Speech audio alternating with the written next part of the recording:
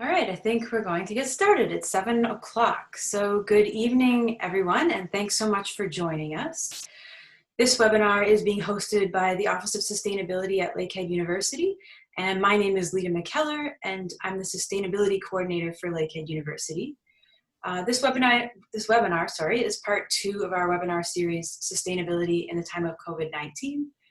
And with the global pandemic, we thought many of us are spending a lot of time at home, and we wanted to offer a series of webinars that support sustainability and connecting to nature, despite the fact that many of us are spending more time at home. We know it's incredibly important to connect to the natural world for our mental, emotional, physical, and spiritual health. And it's also important to connect to our food. In some cases, many common edibles can even be found pretty close to home. Foraging is a wonderful way to develop a sense of place, to connect with and learn about plants and other living beings, and in doing so, hopefully deepen our sense of care for the natural world. And as we know, it can be great for our bellies too. So today's webinar will focus on the basic tenets of foraging, and Karen Stephenson will present this webinar. She is an expert wild food educator, chartered herbalist, author, professional writer, researcher, acute canine herbalism specialist, and a certified master naturalist with Lakehead University. She is also working on her master thesis on the immune-enhancing effects of Grifola frondosa, maitake mushrooms, also known as, at Dominion Herbal College in BC, the oldest herbal school in Canada. I'm very excited that Karen agreed to present this webinar, as she has a vast amount of knowledge and experience on foraging. Even in the preliminary conversations we had leading up to this webinar, Karen has already begun to bust some common myths I had around foraging. Probably like many of us, I was eager to get outside and pick wild foods, forgetting that to do so responsibly, there is a lot of preliminary knowledge required. And she has reminded me to slow down and have some patience and appreciate the process of foraging and not just the result. So before we start, I do have a couple of quick housekeeping logistics to go over. I want to let you know this webinar is being recorded so that we can upload it on our websites. And due to the enormous interest in this webinar, 1,000 people registered, we have disabled your video and audio functions. But that being said, we know that many of you have lots of questions, and we will be stopping for a couple of questions twice during the presentation, and then we have reserved the final portion of the presentation for a question and answer. If you have any questions, please use the Q&A box. It should be at the bottom of your Zoom panel. If you see a question in the Q&A box that someone else has submitted and you'd like it answered, you can upvote it. When you do this, it brings it higher in the prioritization, and it's more likely to be answered. So please only use the chat box if you have technical issues or comments, and keep the questions to the Q&A box. They're more likely to happen that way. Lastly, we know that foraging covers a broad area, so please keep questions specific to the topic discussed tonight. There are a lot of people joining us today, so just to keep on time and avoid duplication, please be sure to listen well so you avoid asking a question that's already been covered. Please also note that Lakehead University is not assuming responsibility for you if you go foraging. Any foraging done is at your own responsibility. And please make sure you educate yourself before you go out, and if you're in doubt, check with an expert. So again, thanks so much for joining us. I'm looking forward to the presentation myself. And with that, I'm going to pass it over to Karen. Thank you, Lita.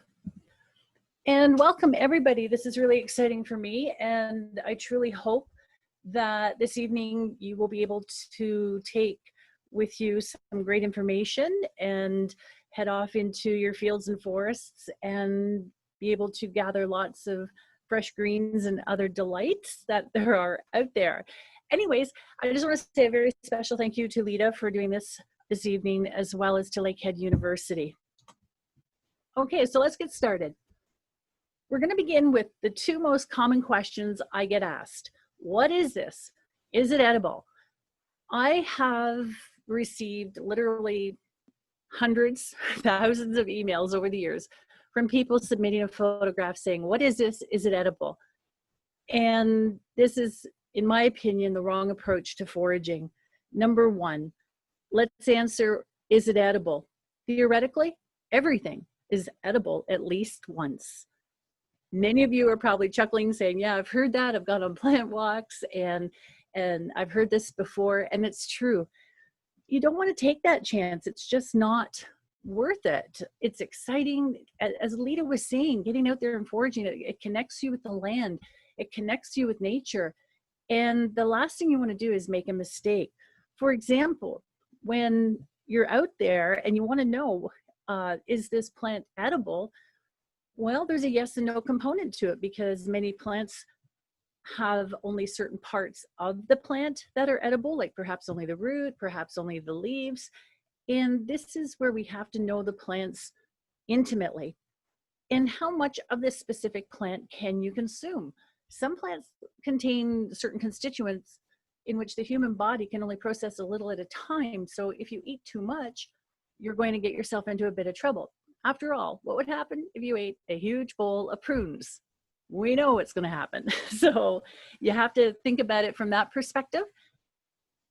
And also, like many other foods that we get in a grocery store, many of these wild foods that we will find foraging also contain oxalic acid, which to a healthy individual, the amounts are very small and we don't have to worry about it. But if you have kidney issues, you're counting those oxalic acid molecules to make sure that you're protecting yourself, and understandably so. And also, what is this? Is it edible? One thing to always remember, and you can Google this, there is something out there called the Universal Edibility Test. This is, I think it was developed originally by the SAS in Great Britain. And this is a way to find out whether your body is going to be able to handle the food that you're ready to eat. This is really important. It may be safe to consume, but maybe your body's just not going to react well to it. So let's kind of slow down and not make any errors. Over harvesting.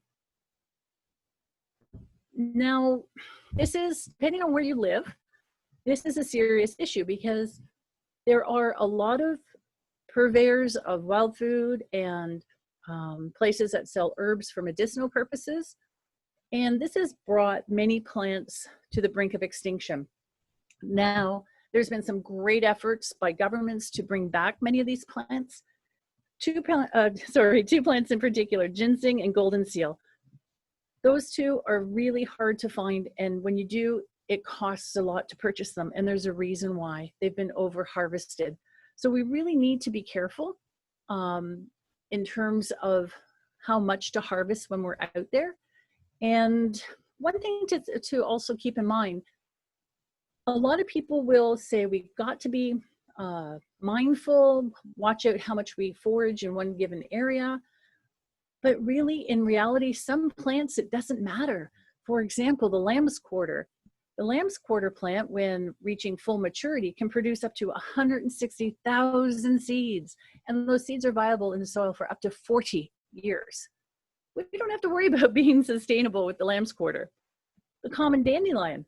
One dandelion can produce up to 5,000 seeds. Those seeds are viable in the earth for up to 5 years. So plants like that, we don't have to worry about, but our native plants, we should be worried about. Now, let's get into the law. We need to know, where can we go to forage? Many towns and cities across North America now have laws about plant protection. So there is no one blanket answer as to where can I go to harvest and where to go foraging. This is up to you. You need to search and find out answers from your local government, your province, your state, and of course federally. For example, a federal park in Canada, if you take a plant, a protected plant from a federal park in Canada, that's going to land you up with a $25,000 fine. Not worth it. Certainly not worth it. So it's really, really, really important to get to know the laws in your local area. Wildman Steve Brill, he's one of the original wild food educators. He's been around for many years, an incredible individual. And many years ago, he got a fine for picking a dandelion in Central Park. So again, check your local laws. You don't want to end up with a fine. And specific plants in particular, this is one plant here in Ontario, the round-leaved greenbrier. This is a plant that is on the threatened list. So even though this is a plant that is technically considered edible, you don't want to pick this because it is a threatened species in the province of Ontario. However, many places in the United States, this grows profusely, and there's no worries whatsoever in terms of being able to harvest it. Now, I want to say thank you to Toadshade Wildflower Farm for allowing me to use this photograph. These are incredible folks. If you're in New Jersey, please support them. And not only are the tendrils of this specific plant and the leaves edible for those who are in a position where you can forage for it, check out those tubers. Absolutely amazing. And I want to have a special shout out to Mark. He's one of my colleagues. He is the foragingtexas.com guy, and Foraging Texas.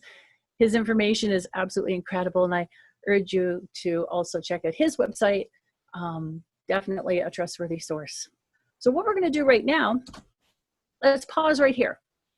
And any questions about what I've just spoken about, we'll get those done. So it looks like most of the questions will probably be taken at the end. I don't see too many that are relevant to what you just said. You'll be talking about resources at the end, I know. One person has asked if it's illegal to forage on park property, and I think you just addressed that. So I think I'll just reiterate about the park property. You have to check with your community, your local town, your local city, because every answer for every town may be different. So again, you've got to check with your local municipality or towns to find out the answer to that. Perfect. And one person is asking, can you please reiterate the universal test that you mentioned? Absolutely. It's a test that I believe that was, I'm about 99% sure it was developed by the SAS, which is a special elite force in Great Britain. And the edibility test, the 101 version of it, is you take a plant, you take the leaf, you break it up a bit to get the juice of the leaf. You're going to rub it on the forearm, left or right forearm, doesn't matter. And if within a half hour to an hour you have any reaction, then you know this is a plant you definitely do not want to eat. And the reaction can be something as simple as itching, redness, hives, lumps, bumps, and then it goes to testing it on your lips and then trying a little bit in your mouth. So if you just Google the universal edibility test, you'll find out how it's quite in depth, but I certainly urge anybody who's new to foraging to make sure you check that out. Perfect. And then I guess the last question before we move on is, do you know where you would find the list of Ontario protected plants? I believe the website is, if you go to the Ontario provincial website, there's they do have a page somewhere about the endangered species or protected species, and all the plants there fall under the Protected Species Act of Ontario. Thank you. I think we can move on and we'll get to some of the other questions in the next part of the presentation. Okay. So before we get into more information, I'm just going to do a little bit of self-promotion. At my website, ediblewildfood.com, I sell Fields of Nutrition and Winter Survival Food. These are roughly 5x7 pocketbooks, very thick, gloss paper. And should you decide to purchase both copies, then I will be sending you 5 PDF publication files of your choice. Now, my PDF publications are specific to one plant. What you see here is cattails. And each PDF publication has very comprehensive information from the history of the plant to the overview and identification, recipes, nutritional information. And but anyways, you can just check out my website later. And again, if you purchase both books, then you get 5 PDF files of your choice. But when you go to the checkout part, make sure you put webinar 101. So we're out there. We're going to get foraging now. What do you take with you? Well, first of all, I didn't put a bottle of water in there. So that's really important because you want to make sure you're staying hydrated. However, this is for tools. Depending on what you specifically want to go out there foraging for, we'll obviously determine what you want to take with you. So if you don't want to get your hands dirty, take a pair of garden gloves. Garden shears are good, a little snips there. A trowel is always a great thing to have with you. The hacksaw that you see is if you're going out with the hopes of finding chaga. You have to have a hacksaw with chaga because you're just not going to get it off off a birch tree any other way. And the shovel. Now, you're certainly not going to be traipsing around with a shovel, but if you're going out with the specific purpose of wanting to gather burdock root, you're not going to get that burdock root with a trowel. You have to have a shovel. When you go out, where are you going to go? And determine what footwear is best to support your ankles as you're walking. So if you're going into some pretty rugged terrain, you need a pair of footwear like this. If you're just going along a trail in a forest, you wouldn't have to be so stringent with footwear. But again, just make sure that you get the proper footwear for the environment in which you're going to be checking out. Weather. Depending on where you live, always make sure you check the weather report before you head out one day, because the last thing you want is to be out there, you're caught in a thunderstorm. And even in Southern Ontario, you can get caught in a tornado. So, and definitely in the United States. And if you were going out earlier today to go foraging and you're in South Carolina, you're dealing with Bertha. So you need to be very mindful of the weather because, hey, foraging is great, it's fun, but please be safe. Well, I wanted a picture of a sun, but of course you can't take a picture of a sun because it ruins the lens of your camera, or the retina, I guess. So this is a picture of sunrise, and many individuals in Thunder Bay will definitely be able to recognize this, the sleeping giant. I have a special place in my heart for Thunder Bay. It's just absolutely beautiful, and the sunrises there are gorgeous. However, the sun, when we're going out foraging, you want to make sure that you are protecting your skin. And now there's certain sunscreens out there that have been proven to cause cancer. There's a website, EWG, yes, Environmental Working Group, EWG.org. This is a website in which it is run by professionals, and every year they test, I think, up to 500 sunscreens, and they do an annual report letting you know what ones are actually safe to put on your skin. And this is really important. So sunscreen if you want to protect your skin, and yeah, and just be careful, because if it's really, really hot and you're out there foraging and you don't have water with you, you're setting yourself up for not really having a good experience. Wildlife. This was a situation I got into. It was actually kind of, it really took me by surprise. Last May, I was on Manitoulin Island and I went to a trail in Wikwemikong. As I drove into the parking lot, these 5 dogs, huge dogs, are chasing the car, barking. No one else is around for miles. And I'm thinking, uh-oh, what have I got myself into? Can I even get out of the car? I figured they were safe after a little while. And then as I entered the area where the trail began, this is the sign I read. And I thought, oh my gosh, this is so incredible. Now that sign should have been where you drove in, but regardless, be mindful of the wildlife. Know the area you're in and know what you could be coming up against. If you're up near Georgian Bay, watch it for the rattlesnakes. We've got bears in many locations right across Canada and the United States, coyote, wolves, and especially if you're out in September where there's moose, because moose rut in September, and that's the last animal you want to come across. Like, they're not very friendly in September. So be very careful of wildlife. If you are out there and you know there's bears are a possibility, have bear mace with you, bear bells. Just make sure you're doing some research first in order to best protect yourself. Know your surroundings. It is without a doubt, we can all get so excited when we see something and go, wow, I think there's that plant I've been trying to find for so long. And you get so excited. So let's say we were looking at a plant that was right near this tree and I go racing over there. Oops, the ground is not secure. Well, guess what? Now I'm going swimming whether I want to go swimming or not. So be very, very careful of the area you're in, know the terrain, and don't put yourself into a position where you're going to have to call 911. That's the last thing anybody wants when they're out there foraging. So now let's say you entered this area, you're foraging near the edge there. Always know you're out. And what I mean by that is if you've been following a trail, know where you came from and know where you're going to get out.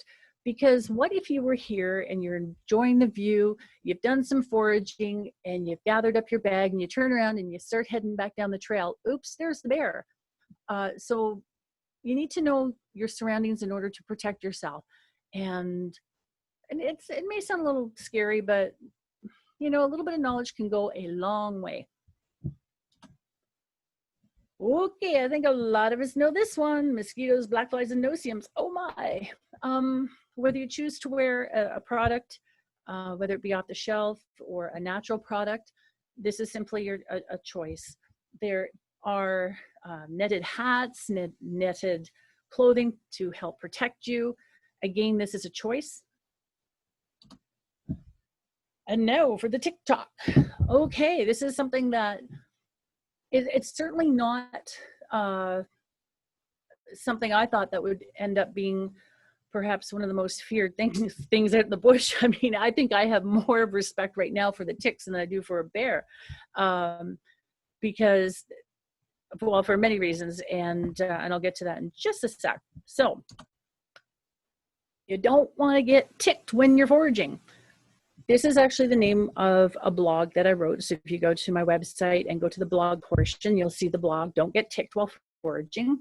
There's a lot of information there. I really recommend that you go there and check it out. And keep in mind, foraging is an absolute incredible time to be out there and getting connected with nature, getting the fresh air. And when you find different plants, they're going to give you new flavors and textures that you can use in the kitchen. And it's a phenomenal experience.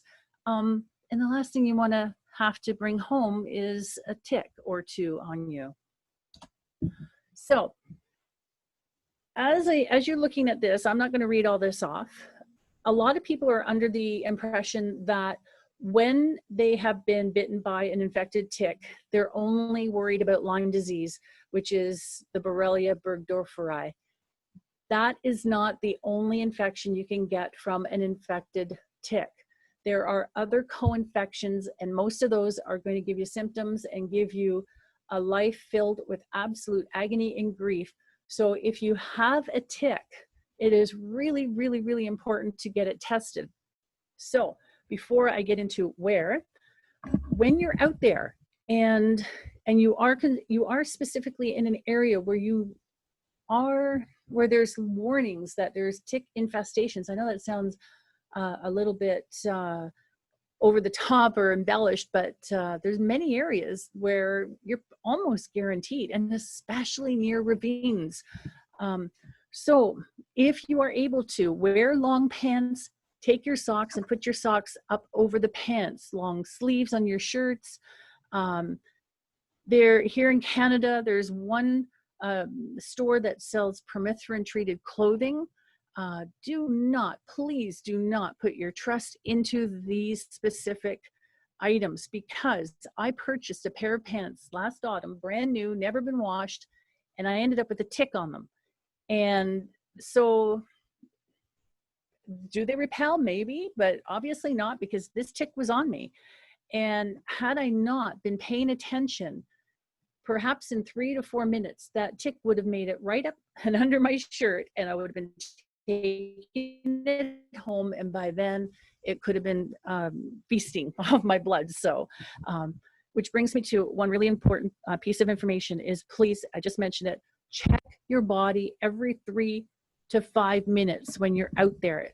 More so if you've brushed up against a branch, Don't listen to what some of these professionals out there are saying, that the ticks are only in long grass. That's not the case.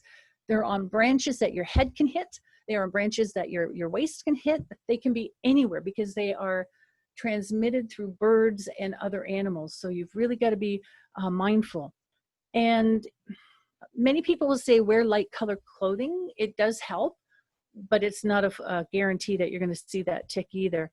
And as you're gathering wild food, give it a bit of a shake. And again, check your hands as you're looking. Just make sure you're not taking home somebody that you don't want. Now, if you find yourself with a tick and you've removed it properly from your body, in Canada, there really, in my opinion, is no other place to go to get it tested except this place right here, genetics.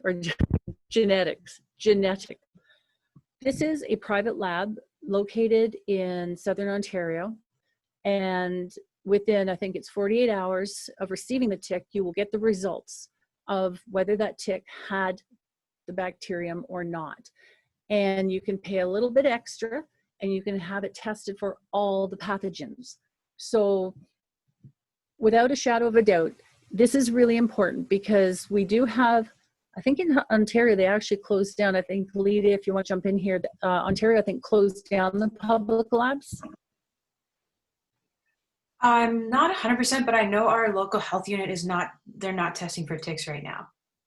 They're only identifying. Okay, yeah. Yeah, I'm pretty sure I heard that in Ontario, they've shut down all public labs, so they're not even bothering anymore. And there's one lab in Winnipeg, but by the time you get results from that specific lab, it's 6 months up to 6 months later, it's too late.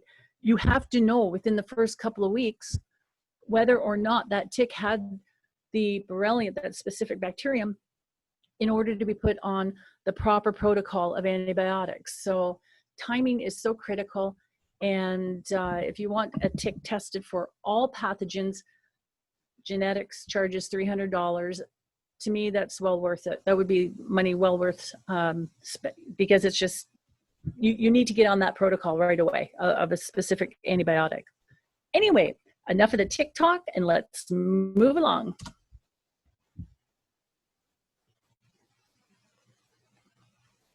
Questions and answers. All right. Just looking for questions around what you specifically just spoke about. But one person has, you mentioned chaga, has asked, can chaga be harvested from a dead fallen tree or will its virtues be spent? If the tree came down within the last 48 hours, you're okay. Because yeah, it has to, for it to have all the constituents in it, it has to be from a living tree. And it's not just birch, actually. It's from other trees that are in the birch family, such as ironwood, for example. So yeah, a living tree is optimum. And unless you know that that tree came down within the last 48 hours, I would not be taking the chaga at that point. And yeah, let's stick to living trees. Sounds good. One person has asked, I'm curious if there's a concern about eating a variety of plants at one time. Are there combinations we should avoid? I don't know if you want to answer this now or at the end. I'll leave that to you. I can do that now. Okay. If you are generally a healthy person, you don't have any worries, no health conditions, but if you're brand new to foraging, I would take one plant at a time. Because what if you have, let's say, for example, you've just eaten the 6 different wild plants and you end up with a reaction. You're not going to know which specific plant gave you that reaction.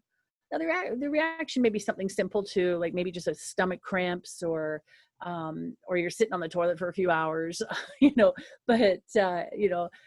however, if you are brand new to foraging and you've not really had a big diversity of foods, I would definitely go one plant at a time. So should you get any reaction from it, you're going to know what it is. Interesting. Here's another question that's sort of interesting. One person has asked, how should one deal with aggression or aggressive foragers when foraging? For example, if a fight happens over asparagus patches. Oh my gosh, I could be so lucky. When I find asparagus, it's always too late. Um, it's make no mistake, there are some foragers out there that will say, this is my patch, whether it be, I've not come across that with asparagus, but wild leeks, for example, or fiddleheads. And all of a sudden they're possessive about this one specific area because, hey, that's my patch. But it's not, because let's look, where are you? Are you on Crown land? Are you on public land? That's not your patch. But the last thing you need is to get into a whether it be a verbal or even worse, a physical confrontation with somebody because of a patch.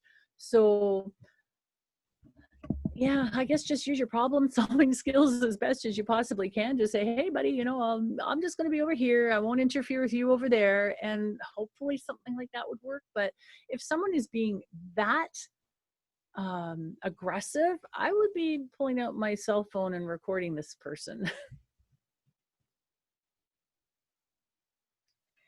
Great. Do you want to keep going then, and we'll take the rest of the questions at the end? We could do that. Sounds good. Okie dokie. Alrighty, so plant identification tips. Now, I would like to see, do you know what plant this is, Lita? I should have done this with you before this program. Because I was going to say, who's the first person? I'm not the first person. Oh, okay. I know, I should have told you what plant this is, and then and said, okay, who's the first person who has typed in, what is this plant? This is stinging nettle. And stinging nettle obviously has its name for a reason. Along the stems, the petioles of the leaves are trichomes. Trichomes are the stingers. Many people have bad reactions to these, and this is where your garden gloves would come into play here when foraging for stinging nettles. I tend to be a bit on the wild side, for lack of a better phrase, and I will harvest these guys with my bare hands. Do my hands sting? Absolutely. And if I'm lucky, I still have that numbing, tingling sensation 48 hours later. And I know that sounds insane, but in those trichomes are histamines and anti-inflammatories. So what's in there is actually really good for us. And I learned about 6 years ago that if every time you're out foraging and you see stinging nettle, whether you choose to take it or not, go sting yourself. Now, I'm not telling everybody out there to go sting yourself. This is just something I did for myself. And by doing that, should you have seasonal allergies, your typical hay fever, then you're going to see the effects of it diminish as the years go by. Well, here I am about 6 years later, and I don't get seasonal allergies. Coincidence, or did it actually work? I believe it actually worked. But again, I'm not saying to everybody, please go out there and start stinging yourself with this. Don't do that. That could end up as a massive disaster. And before I move along, I just want to mention there's a really, really hilarious video or two on YouTube. You go there, go to the search the search bar there, and type in stinging nettle eating contest. It is absolutely mind-blowing. Even I wouldn't do that. So, alrighty, so we want to learn about plant identification. And for those of you who are brand new or pretty new at foraging, it can be a minefield out there of information in terms of where do I go, what do I do to learn how to properly identify plants. When doing this, I highly recommend that you get to know the botanical or the Latin name of each plant. And the reason being, when you're researching the name, if you type in the common name, depending on where you live, you could end up getting a plant that isn't what you have, and therefore misidentifying that specific plant. So Yeah, it's really important to, when you're researching, when you have identified a plant and you want to double check it, use the botanical or the Latin name. So where do you go to learn? If anyone is in your area who does plant walks, that is the best way, because you see it, it's right there, it's in front of you, it's wonderful. Is that happening right now because of COVID? No, it's not. So unfortunately, that one's a little bit on the back shelf right now. Books, get books. I am a fervent believer in books. There are many good books out there that help you identify. If you are in Canada, and I believe in the United States, they also have, the publisher is Lone Pine Publishing. The books that this publisher comes out with are without a shadow of a doubt amazing and well worth the investment. And a little plug for Mark, foragingtexas.com. He has an incredible book called Foraging, and it's actually the Idiot's Guide to Foraging. So anyways, books are definitely something to have. Websites, there are a lot of really good websites out there to help you identify plants. Of course, mine, ediblewildfood.com, Mark's, Foraging Texas, Wildman Steve Brill in New York City. He's got an incredible website as well. So when you have found out what your specific plant is, always cross-reference it with 2 or 3 other sources. Really important. Apps. I don't know where to go with this one. There is, I have had so many people say, they've named the app, it's no good, what can I recommend? And in reality, I can't recommend any app because I'm not an app type of person. And I've heard so many individuals complain about so many different plant identification apps. There isn't even anything out there I could recommend. I am aware that Wildman Steve Brill has an app.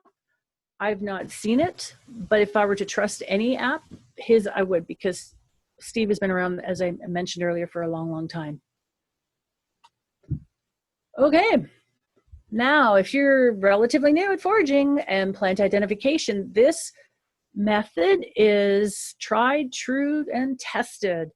What you do is, whether this be your backyard or a local park or your neighbor's yard, what you do is just draw your imaginary line and a square, and inside that square, taking a picture is really good, and then take a look at each plant that you see in the photograph, and from there you'll see different characteristics, different leaf structures, and this is a great way to start identifying plants. The dandelion, I think pretty much that's a given. Most people know how to identify the dandelion, if not from the leaf, definitely from the flower. So when you are in this whole process of identifying plants, there's going to be some terminology that you may be kind of shaking your head at, going, what the heck does lobed mean? What do you mean by wavy margins? Now, this is something you may or may not wish to pursue, but I really recommend that you get to know some of the basics, because when it comes to websites and books, you're going to come across this terminology. And for example, look at the ground ivy.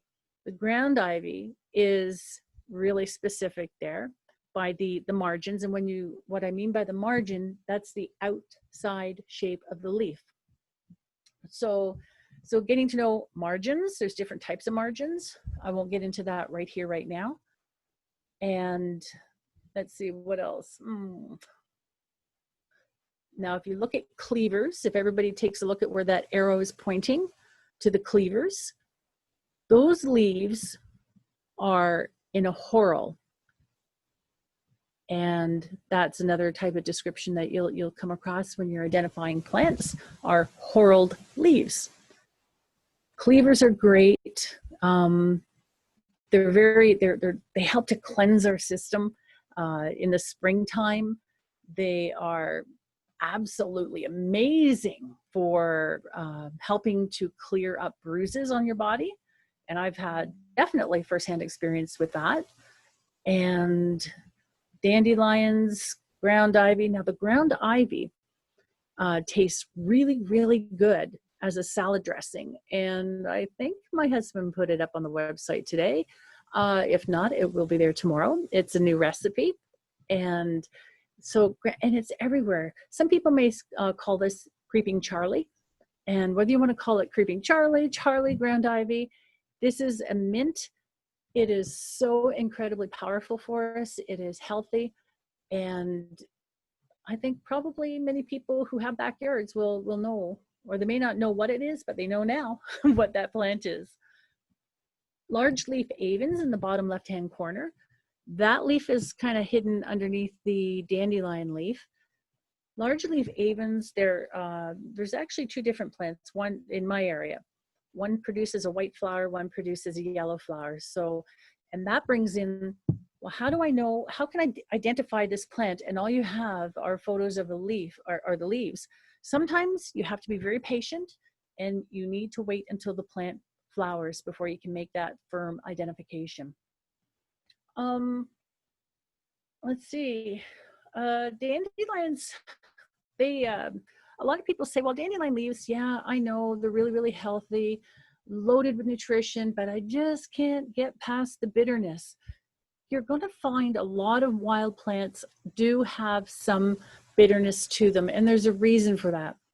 We as a species on this planet have come so far away from the food that we should be eating, and that means we should be eating foods that are bitter. Our liver has over 500, it does over 500 functions every day. And if we don't keep our liver in tip-top shape, it starts to break down, and that's when we start to become ill. Bitters are one of the things that our liver has to have to help it perform, maybe not all 500 functions, but a couple hundred of those functions anyways. So, but dandelions, to help reduce the bitterness, collect your leaves, and put them into a bowl of cold water. Let them sit there for, add a little bit of salt, not a lot of salt, just a little bit. And let them sit there for 2 to 3 hours. After that, rinse it, put it through a salad spinner, and you've got greens that actually taste really good. So, but we'll talk more about that next, in 2 weeks from now when we do the harvesting and uses. So, I mentioned ground ivy, aka Caribbean Charlie. There are many different plant families. Plants are put into specific families because of their identifying features. There are 2 plant families that I stress you get to know and get to know them well. Because if you learn what the identifying features are of a plant family, not only does this help you out in the plant identification process, but you also can find out whether it's edible or not. For example, check out where that arrow is right now. It may be difficult to see fully, but what you're looking at is a square stem. So you have pretty much a 90 degree corners on the stem of the creeping Charlie. And you're going to find this on motherwort. You're going to find this on, of course, your cultivated mints, thyme, catnip. There's so many different plants out there that are in the mint family. They all have that square stem, and they can all be used internally, as long as you don't have any reactions to it, of course. But and that's amazing, because you can come up to a plant and say, who are you? I don't, and you're checking out the stem and you're feeling that stem and you're, whoa, wait a minute, that's a square stem. So it's a mint family. Right away, Don't even look at any other plant in your plant identification books. Go straight to the mint family. And there you go. That's half the battle right there, is when you know what family it's in and how to specifically identify it. And that square stem is amazing. Okay, I can hear some of the sighs out there. Garlic mustard, really? Well, it sounds kind of crazy, but when certain plants grow profusely, I know there's a scientific reason, but sometimes I think there's another reason, and that they're telling us we need it. Our bodies need it. Our body is, many people are devoid of many nutrients. And so sometimes I think these plants are telling us, if you use me a lot more, you're going to be a lot more healthier. That may sound crazy to some people that may resonate well with, but it's certainly something I believe in. And so putting all that aside, the garlic mustard is in the mustard family, the brassica family. If you learn the identifying features of the mustard family, then you can, again, you're out there, you see a plant, and you see the identifying features of the mustard. You may not know which specific mustard plant it is, but you know it's a mustard, therefore it is deemed edible. The garlic mustard that you're looking at right now, unfortunately, you can't see where the leaves are down below, but the identifying features of a mustard plant, the leaves, of course, are on the stem down below there where you can't see. Then the seed pods form higher up on the stem, and at the top of the stem, of course, are the flowers. And each of those flowers have 4 petals. So the seed pods on the mustard plants are not always like this, what you see right now. Shepherd's purse, for example, have purse-like seed pods. There is the ball mustard, and those seed pods are ball-like. So, and there's, I don't even know how many plants there are in the mustard family. Dozens and dozens and dozens. There's an incredible amount of them. They're all edible one way or another. Some of them taste better than others. Garlic mustard, for example, every part of this plant is safe to consume. The flowers, the stems, the leaves, and even the root. If you like garlic, you'll like garlic mustard. If you like horseradish, you're gonna love the root of the garlic mustard. You can gather the roots and you can turn it into homemade horseradish, and it tastes incredibly close to horseradish. And I don't think there'll be anybody out there complaining about you picking up the garlic mustard and taking as much as you want.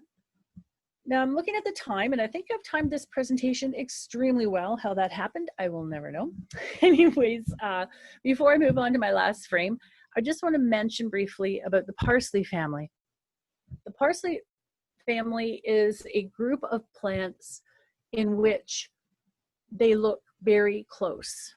For example, many of you out there probably know the wild carrot, Daucus carota, there's your Latin name, or Queen Anne's lace. This is a plant that, yes, it is edible, and you need to know the identifying features of it in order to protect yourself, because the parsley family has toxic family members, like your hemlock, poison hemlock, and oh gosh, now I'm drawing a blank, that big one, the hogweed, giant hogweed. So you have to be very mindful of the parsley family, and you really, really need to go slow in the beginning with the parsley family when you're learning about these plants and whether to eat them or not, or which specific ones you can, because this is where you can make a mistake. I don't want to see anybody in hospital. Please, it's the parsley family, kind of leave that one towards the end in terms of learning, because it can be very, very tricky. Mustard family, no problem. Mint family, no problem. So what I'm going to do at this point is, it's almost 10:02, so what I'm going to do is wrap it up with this. We're going to go on to questions. I am on Facebook and YouTube, ediblewildfood.com. And of course, Twitter, Pinterest, and Instagram as well. Although Instagram I'm rarely on, and Twitter, Facebook, and YouTube are more my platforms that I like to work with. So before moving along, I want to thank everybody for being here. And yeah, let's move to some questions and have some fun with those. Okay, thank you, Karen. So I know you already recommended some books. Do you mind just renaming the publisher and the titles of the books for folks? I think some folks would like to hear that again. Okay. There's many titles under the publisher of Lone Pine Publishing. This is a publisher, I believe they're out west, Western Canada. I think they're actually in the United States as well.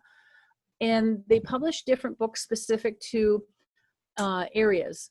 There is, here in Canada, there's the Medicinal and Edible Plants of Canada.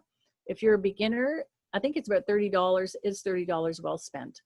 And then they break out into different areas. Like I think there's one of the Northwest United States. But yeah, check out Lone Pine Publishing. They do have a website. You'll see all their different publications. I definitely recommend that.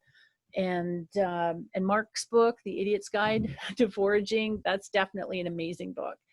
And even my own PDF publications that I sell, my Fields of Nutrition, my winter survival food for those who are worried about how to feed yourself if the power goes out in January and there's 10 feet of snow, and my PDF publications, again, they're specific to one plant, everything you need to know about that one plant. And I actually have a website sale where they're not $5 each. If you buy 10, they're $3 each.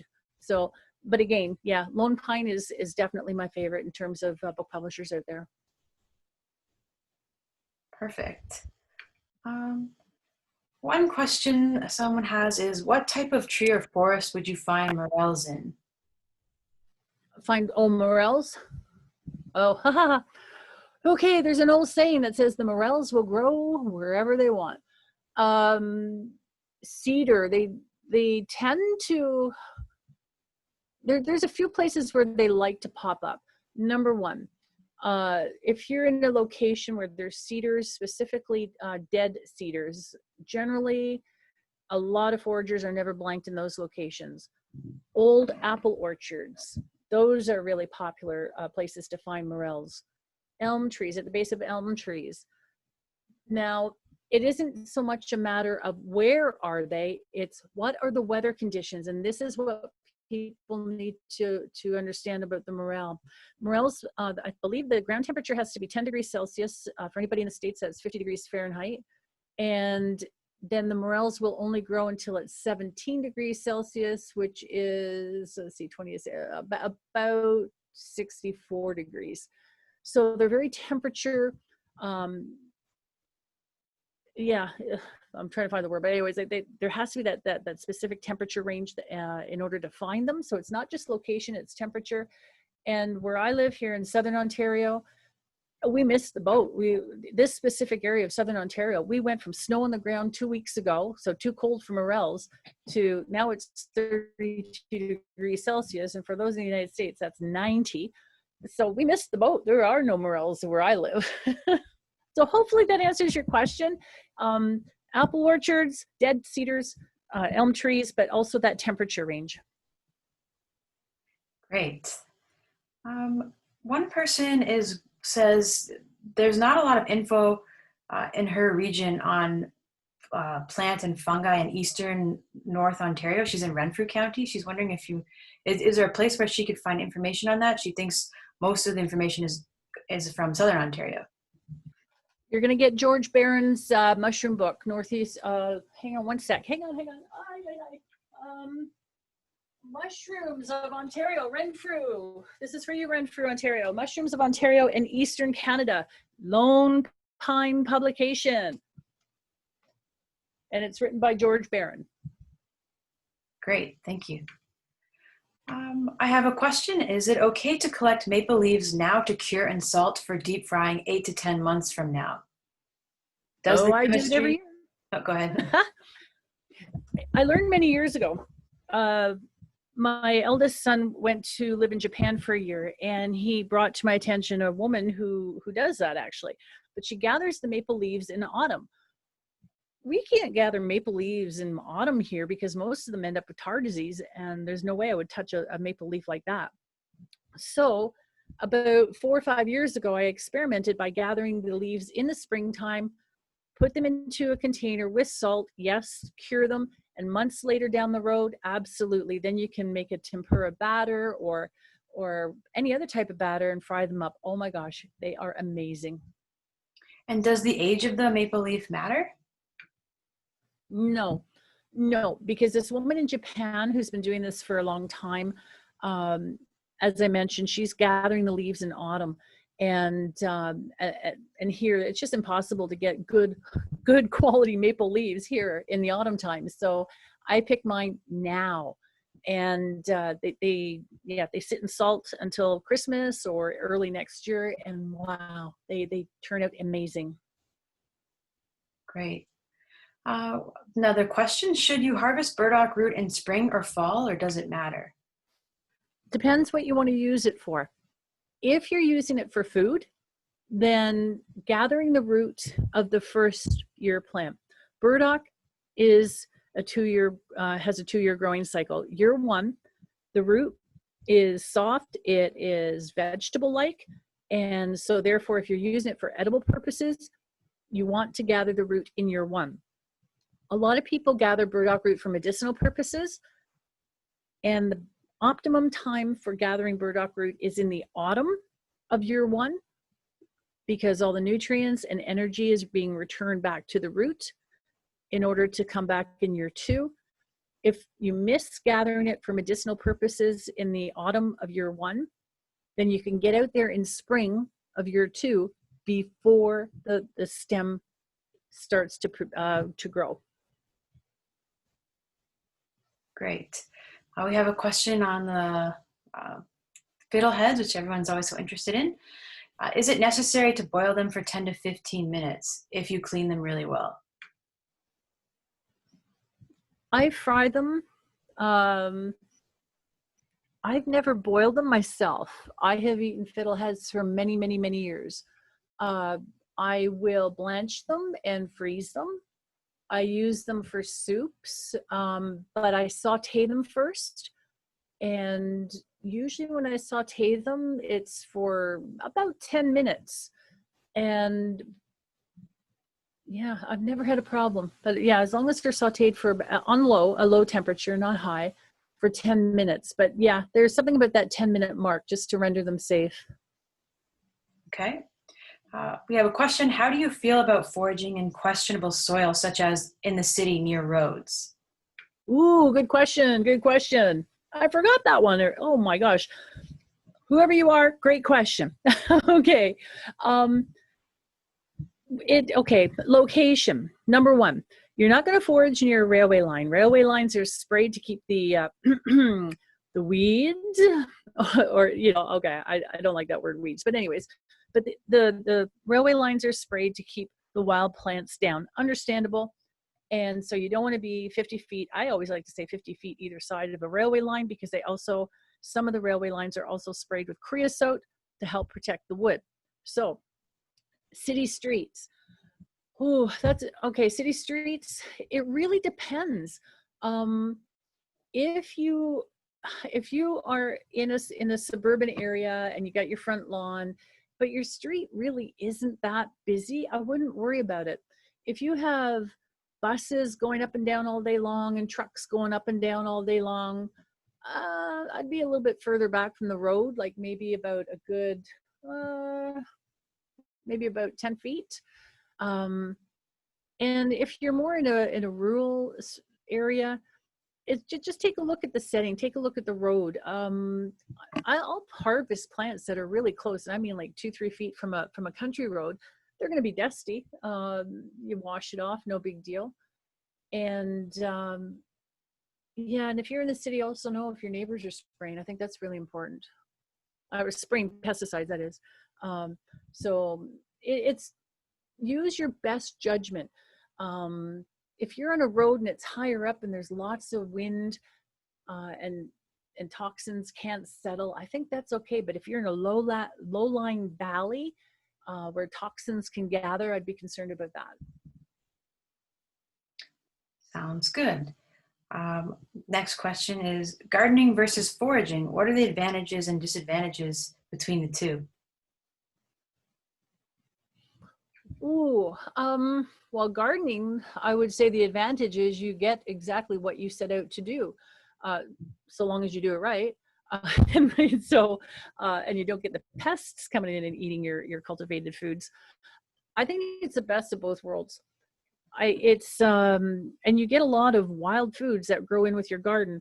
Don't go pulling everything out of your garden. If you get the occasional dandelion growing in your garden, that's okay. If you get some wood sorrel, that seems to pop up in gardens a lot, and purslane can really overtake in a garden.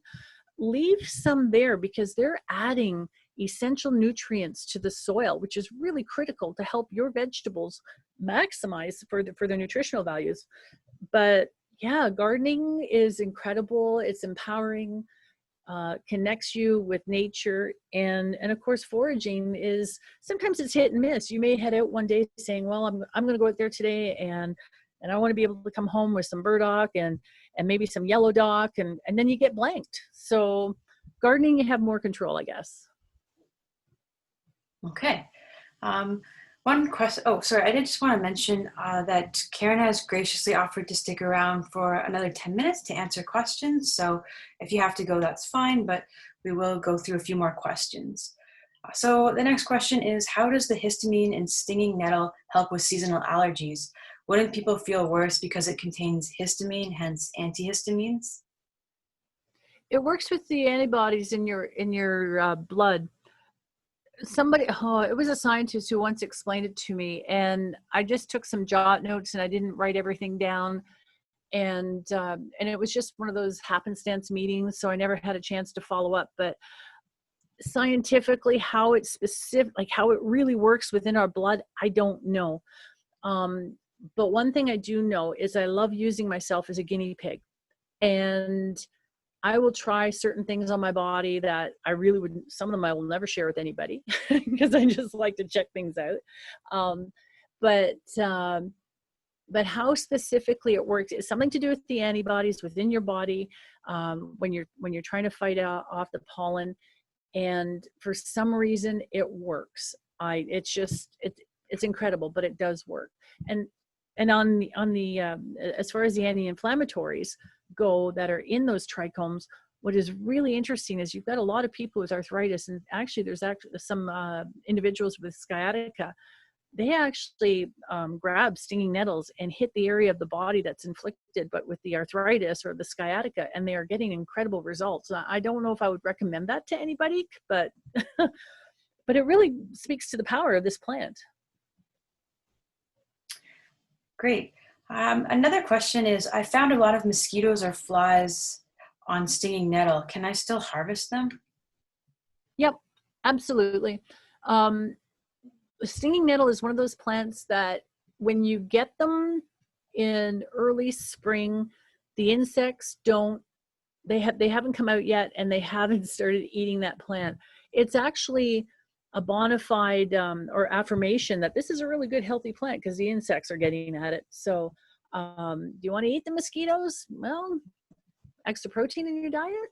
I can't say that would be good, but you're going to shake off the bugs, or you're going to rinse off the plants. And but yeah, if a plant has had insects eating it, I wouldn't worry about it. Okay. Some folks are wondering if you can say the name. Is it Steve Brill? Perhaps you could spell it for them. Oh, Steve Brill? Okay, his name is, you will find him not by his name, because his name is actually pretty common. So when you Google it, you have to Google Wildman Steve Brill, Brill. Great, thank you. Okay. Another question is, do you think there should be any regulations regarding at-risk vegetables such as ramps, especially for commercial use? By the way, they are rampant in some parts of the UK. Oh, absolutely. In Virginia, many parts of, I don't know whether it's Virginia or West Virginia or maybe both, they actually have ramp festivals. And so therefore, protection of that plant is certainly not a concern, one iota. Again, this goes back to a question that has to be answered regionally. In Quebec, for example, back in the late 90s, it was restaurant owners and purveyors of wild food would send people out into the Laurentians. They would pillage the ramps year after year. This is a plant that takes 7 years from the time the seed germinates to the time it produces a seed. So when you take the plant, you've taken its total ability to reproduce. And so laws had to come into place, and there was some pretty stiff fines in Quebec in order to try to bring back the ramp population. I know that certain parts of Ontario, this is now becoming a bit of a problem. I know I've seen a couple of areas where people have been paid by restaurant owners in Toronto. They come up to the forests north of Toronto, and they're not being taught how to properly harvest. And so you get areas which are totally decimated. So again, some areas are really blessed, and you've got ramps as far as the eye can see, and nobody could ever put a dent in the pile. But then you've got other areas where we're struggling. Great. Next question. Do you have any favorite plants to forage on the northeast coast of the US? And will you be touching on harvesting mushrooms in the next webinar? I could. Actually, I will. But it'll be the mushrooms that I know that you can identify and not make a mistake. Mushrooms are, anybody who goes to my website will see that the amount of plants that I have versus the amount of mushrooms, there's a big difference there. And the reason being is that there are so many different mushrooms out there. You really, really, really need years of experience to know how to properly identify. And if you make a mistake with plants and you eat the wrong plant, you'll chances are you're going to get through the storm. You know, you may end up sitting on the toilet for 5 hours wishing that your toilet reclined. You know, like, but that's going to be the worst thing. But with a mushroom, it's your life you're dealing with. It's the end of your life. So I can and I will address some mushrooms, but ones that are very easy to identify. And as for my favorite plants that would be in Northeast United States, I would have to say without a shadow of a doubt, I love stinging nettles. I love my creeping Charlie, or ground ivy. Some people, like I say, again, that's the common name discrepancy with some people. And the dandy, the dandy dandelion. It's just an amazing plant. And I would also say yellow dock. Or curly dock, some people call it curly dock. It's very common down there, and it's really tasty. Great. Next question is there anything that acts as an anti-inflammatory that's common to find in Ontario? Oh, okay. Well, you're stinging nettle, but that's kind of a hard way to do it. But that's a more of a topical way to deal with it. In terms of, okay, being an herbalist, that's kind of a broad question. So being an herbalist, my question would be, what specific ailment is it that you're looking to treat? What's inflamed? Is it a joint? Is it the meniscus? Is it so? I would say probably, oh gosh. Again, this is a very tricky question to ask when I don't know what specifically needs to be treated. So I'm going to use the blanket answer, which is your turmeric. But don't just buy any turmeric, because you want to make sure that it's grown ethically and it's grown organically. And the turmeric doesn't work properly as an anti-inflammatory unless you have some black pepper with it, because you need the two to go together. Okay. Question, can you eat nettles and garlic mustard all year round, or do they become inedible at some point? Stinging nettles have what I call a short lifespan. After springtime, the plant obviously grows. It can get to heights of 3 feet tall, 1 meter. And then at that point, the leaves are being totally decimated by insects. And so therefore, to be able to eat this fresh, it's definitely seasonal. Unless you wanted to harvest it and dry it out and use it throughout the year by adding it to soups, stews, mashed potatoes, or wherever. Because once it's dried, those trichomes no longer can sting you. As for the garlic mustard, and here's a good thing. This is applicable to not just garlic mustard, any mustard plant. They germinate in the autumn and they overwinter. So come spring, the leaves are there. Now they're going to produce the stem and the flower and the seeds. So yeah, basically garlic mustard can be harvested in Ontario in any winter environment. where it grows 12 months out of the year. As long as you know where garlic mustard grows, it can be under 10 feet of snow. You just remove the snow, you're going to see it. It's still vibrant green. Okay.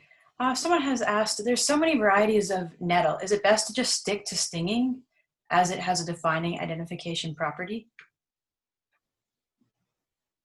Depends what you, if you're looking, if you're right in the beginning of learning about different plants and how to identify them, yeah, stick with stinging nettle. Learn all about that plant first, and then branch out. If the beautiful thing about foraging and learning about all these plants, and I mean, I'm guilty of this too. It's like, oh, what's this? What's this? I've gotten into areas, and I mean, even now, I can identify hundreds of plants, but there's always something new out there. And I totally understand that excitement of, oh my gosh, what's this? You know, what's this? What's this? You know, is this going to be something I can use medicinally or edible? But as far as nettles go, just, yeah, stick with one and slowly branch out. Great. How can you seed an area for morels using dried ones? What season would you do that? And do you make a slurry, and do you disperse them on top of soil or under leaves? Sorry, can you repeat the beginning of that? Sure. How can you seed an area for morels if you're using dried morels? You can't. You need the spores. And spores are only from the live morel. Now, there are places that you can, where you can actually get the kits to grow your own mushrooms. They would have the mycelium, they would have spores, and these would be the places that you need to go to. But by actually taking a dried morel and planting it, it won't work. You do need to have, like I say, the mycelium and or spores in order to get that to work. Okay. Let's see. Other than salad, what can we do with dandelions? How do we use the roots? Well, maybe you'll get that to next week. Yeah, I'll get into that next week more so. But think about the one thing with wild food is you can just let your imagination go. Just think of any and all of your favorite recipes that you've enjoyed and add dandelions into those existing recipes. And sometimes you're going to find that, you know, it's a hit or miss, but by playing around in the kitchen and having some fun, you've gathered all these dandelions, they're free. So you really are not losing much of anything in terms of monetary value when recipes fail. But yeah, it's just lose any inhibition you have and go wild, have fun. Okay. Someone wants to know, do you eat most of your foraged food fresh, or do you mostly use things for teas, salves, and ointments? Well, I would say right now, probably 20% of what I eat in a day is fresh. But I do a lot of foraging for the winter. So the vast majority of what I gather is to be frozen, is to be stored, dried, and or made into pesto, and I freeze the pesto. Yeah, because I like to have a good supply of my wild foods throughout the winter time. Perfect. I'm only going to bring up a couple more and then we'll wrap it up. But someone is wondering if it's okay to eat plants in a yard that has been fertilized with general store-bought fertilizer. Eesh. I wouldn't.